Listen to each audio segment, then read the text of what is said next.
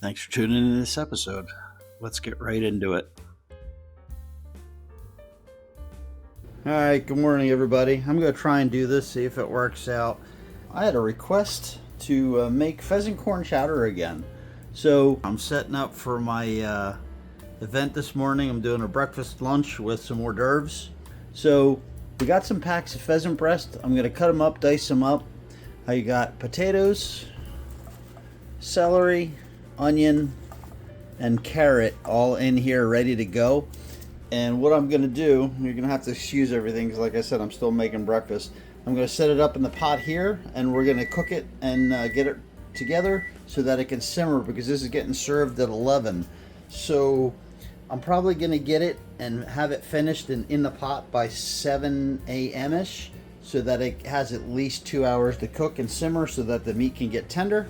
I just wanted to get you caught up with everything. Like I said, it's onion, celery, carrots, potatoes. It's going to be corn in there, and it's also going to be the seasonings I'm going to put are salt, pepper, thyme, and bay leaf. Today is about 12 to 13 people that are coming in for breakfast, lunch, and hors d'oeuvres. So it's a little bit busy and hectic for me, but figure I'll bring you along, let you see some of the pieces and see if I can actually put this together for you that it's cohesive enough for a video. And if it's not, you're not going to be seeing this. Alright, let's bring you in here. As you can see, everything's a fairly large dice, but once it gets in there into the soup, everything's going to break down because like I said, it's going to cook for at least 2 hours. I just turned the heat on medium high and get this thing rocking and rolling here. A little olive oil. Olive oil is going to help the butter from burning. Butter's going to help caramelize the meat. I'm getting the spices together. Salt, pepper, garlic, thyme, bay leaf. And then at the end we'll be doing parsley.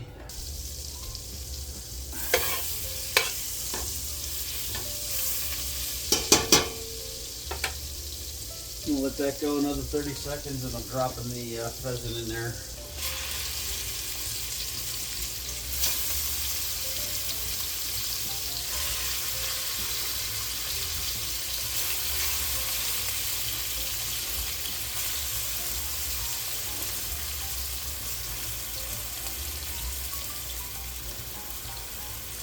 So what I'm doing right now, I know I overcrowded the pan, but it's a soup and you have a lot of tolerance in something like this. I don't need to get everything perfectly brown and crispy. I'm going to get the one side that I just dropped down crispy, then I'm going to stir it up, break it up. I'm going to add the vegetables, and then I'm going to build my stock and my flavor profile once it gets going.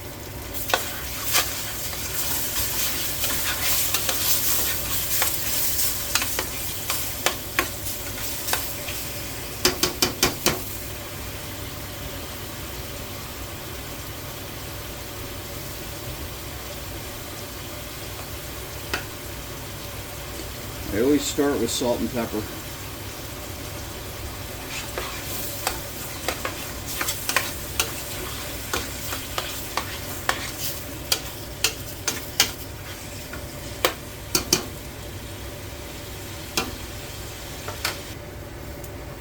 Alright, had to go light my chafers.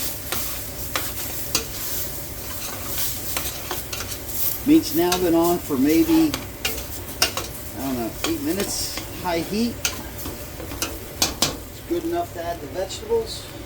Actually, what I'm going to do, I'm going to add the vegetables now. Then after that,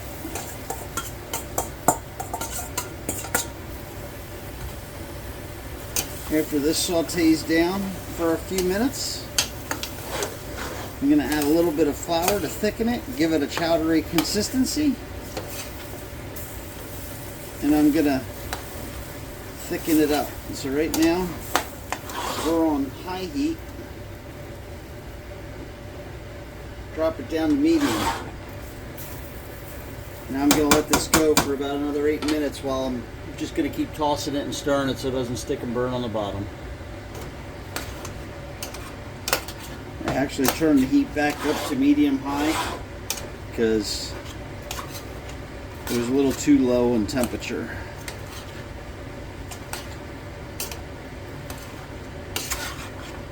Alright. Next stir, we're going to be adding our flour to make the pan roux.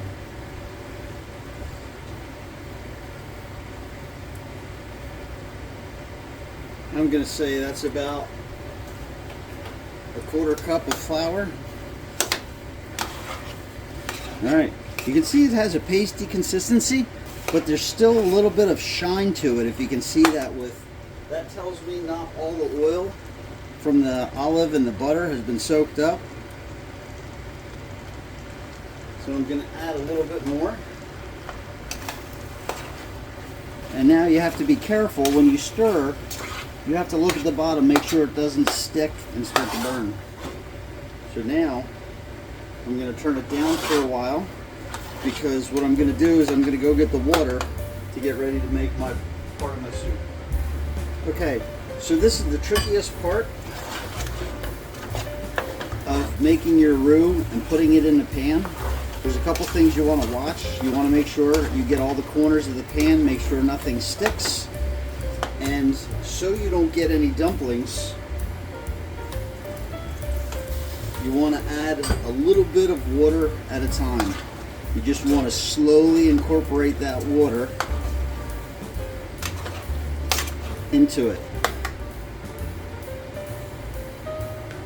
Takes a little bit of time.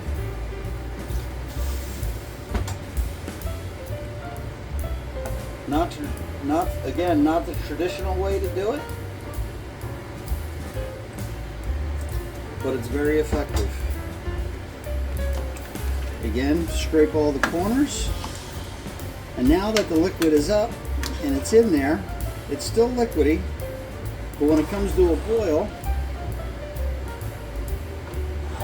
which we're going to bring it up to a boil now, the flour is going to do its thing with the butter, and it's going to actually thicken this liquid. And hopefully it's going to be a thin enough consistency, and if it's not, I can add more water.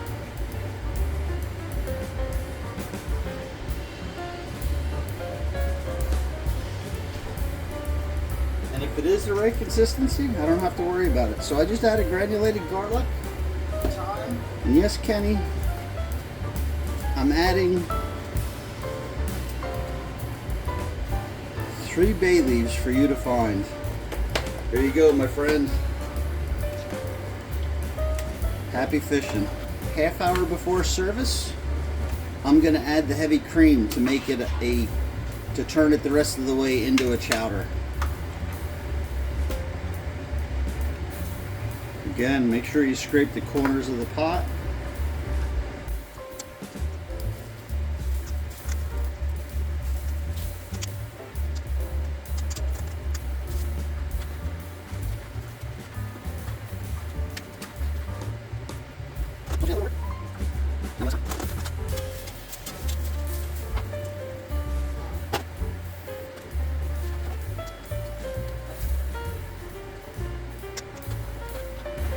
Alright, so I gotta get back to breakfast. I am gonna put this, the next step is to just let this cook. So I'm going to the back right burner. I'm turning it all the way to low. And then we're just gonna let it simmer.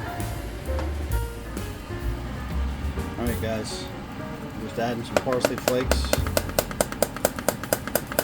And you see how that's simmering? That's what you want for at least an hour. Let me grab my spoon here. Sorry if I'm moving it.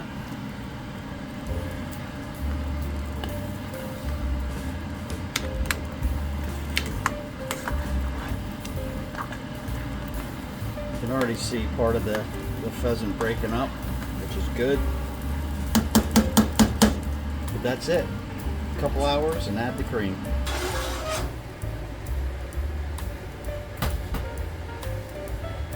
All right, Dave, this is our return to the corn chowder.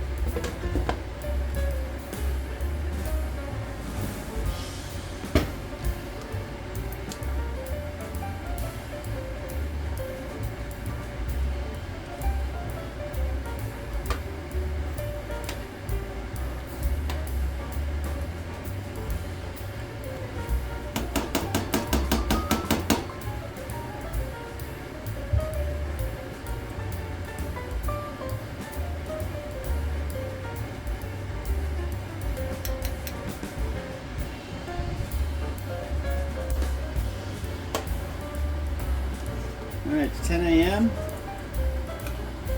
A little bit more cream. Adjust the seasoning. And we're ready to go.